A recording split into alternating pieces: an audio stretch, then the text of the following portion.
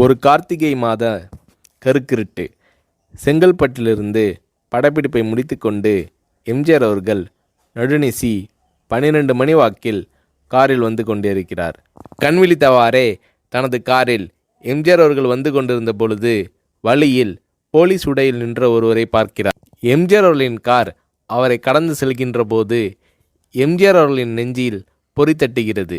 ஆள் நடமாட்டமே இல்லாத இந்த அர்த்த ராத்திரியில் அந்த போலீஸ்காரர் பஸ்ஸுக்காக காத்து நிற்கிறார் என்பதை எம்ஜிஆர் அவர்கள் புரிந்து கொள்கிறார். உடனே தனது டிரைவரிடம் காரை நிறுத்த சொல்கிறார் எம்ஜிஆர். கார் பின்னோக்கி வருகிறது. போலீஸ்காரரின் அருகில் காரை நிறுத்தி கதவை திறந்து ஏறுங்கள், எங்கே போக வேண்டும் என்கிறார் எம்ஜிஆர். பரவாயில்லை, நான் பஸ்ஸிலே வந்து விடுகிறேன் என்கிறார் அந்த போலீஸ்காரர்.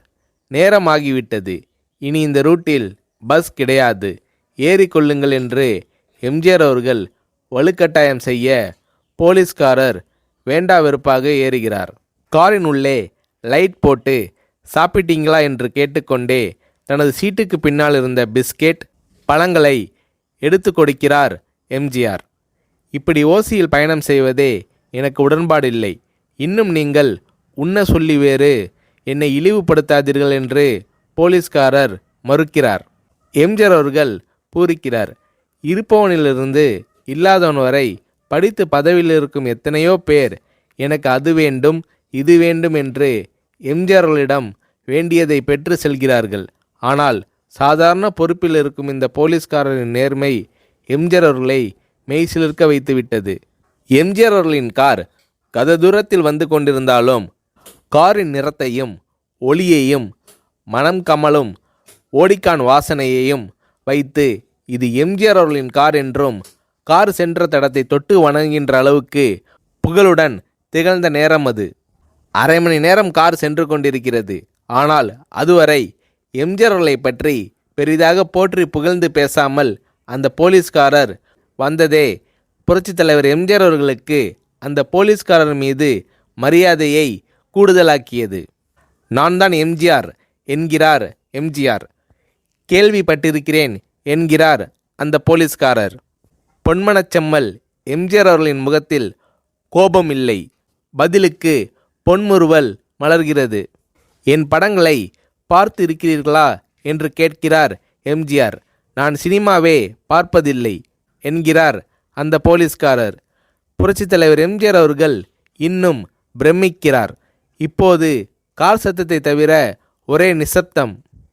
போலீஸ்காரர் தனது வீட்டிற்கு 1/2 கிலோமீட்டர் தூரத்திற்கு முன்பே காரை நிறுத்த சொல்லி இங்கேயே இறங்கிக் கொள்கிறேன் என்கிறார். ஏன், நீங்கள் குறிப்பிட்ட அந்த விலாசம் இன்னும் 1/2 கிலோமீட்டர் தூரம் இருக்கிறதே என்கிறார் எம்ஜிஆர். சாதாரண போலீஸ் உத்தியோகத்தில் இருக்கும் நான் காரில் வந்து இறங்கினால் என் வீட்டிற்கு அருகில் உள்ளவர்கள் என்னை தவறாக நினைத்து கொள்வார்கள். இதுவரை இப்படி நான் யார் காரிலும் ஓசியில் வந்து பழக்கமில்லை. நீங்கள் இவ்வளவு தூரம் செய்த உதவிக்கு நன்றி என்கிறார் அந்த போலீஸ்காரர்.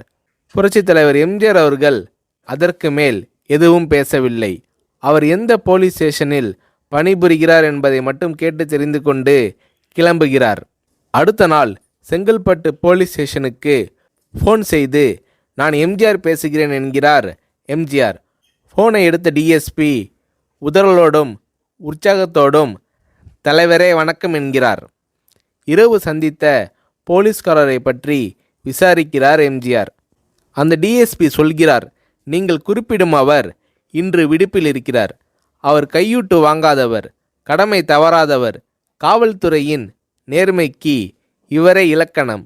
வெற்றிலை பாக்கு, பீடி, சிகரெட் போன்ற போதை வஸ்துக்கள், நாடகம், சினிமா போன்ற பொழுதுபோக்கு அம்சங்களையெல்லாம் இவர் அறியாதவர். கல்யாண வயதில் உள்ள 3 பெண்களையும் கரை சேர்க்க முடியாமல் கஷ்டத்தில் இருக்கிறார் என்கின்ற விபரம் டிஎஸ்பியால் எம்ஜிஆர் அவர்களுக்கு சொல்லப்படுகிறது. அவரை நாளை என் தோட்டத்திற்கு வர சொல்லுங்கள் என்கிறார் எம்ஜிஆர். கேட்டுக்கொண்ட டிஎஸ்பி உங்களோடு ஃபோனில் ஆளுக்கு ஒரு வார்த்தை பேச இன்ஸ்பெக்டர், சப் இன்ஸ்பெக்டர் உட்பட எல்லோரும் ஆசைப்படுகிறார்கள். ஃபோனை அவர்களிடம் கொடுக்கலாமா என்கிறார். எம்ஜிஆர் அவர்கள் கொடுங்கள் என்கிறார். பேசுகிறார். அந்த போலீஸ் ஸ்டேஷனே புண்ணியம் பெற்றதாக மகிழ்ச்சி அடைகிறார்கள் அந்த போலீஸ்காரர்கள். மறுநாள் அந்த போலீஸ்காரர் ராமவரம் தோட்டத்திற்கு அழைத்து வரப்படுகிறார். அவரிடம் பேப்பரில் மடித்த பெரிய பணக்கட்டை கொடுத்து, இதை வைத்து உங்கள் பெண்களின் கல்யாணத்தை நடத்துங்கள் என்கிறார் எம்ஜிஆர். போலீஸ்காரர் மறுக்கிறார்.